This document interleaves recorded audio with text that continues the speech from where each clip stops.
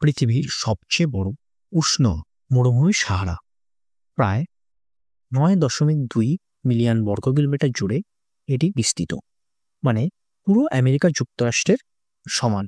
এখানকার বালির টিলা বা দুনস এর উচ্চতা কখনো কখনো 150 মিটার পর্যন্ত উঠে যায়।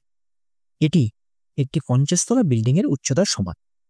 মজার ব্যাপার হলো, এই মরুভূমিতে শুধু বালি নয়, আছে পাথর, উপত্যকা, প্রাচীন নদীর শুকনো পথ, এমনকি তুষারপাতও হয় এখানে কিছু কিছু এলাকায়। দিনে তাপমাত্রা এখানে 50 ডিগ্রি সেন্টিগ্রেড পর্যন্ত ছুটে পারে, আর রাতে নেমে যায় প্রায় -4 ডিগ্রি সেন্টিগ্রেড। এখানে বাঁচতে শিখে নিয়েছে বিশেষ প্রাণী যেমন ড্রমেন্ডারি ক্যামেল, ফেনিক্স ফক্স আর ডিজার্ট রেপটাইলস।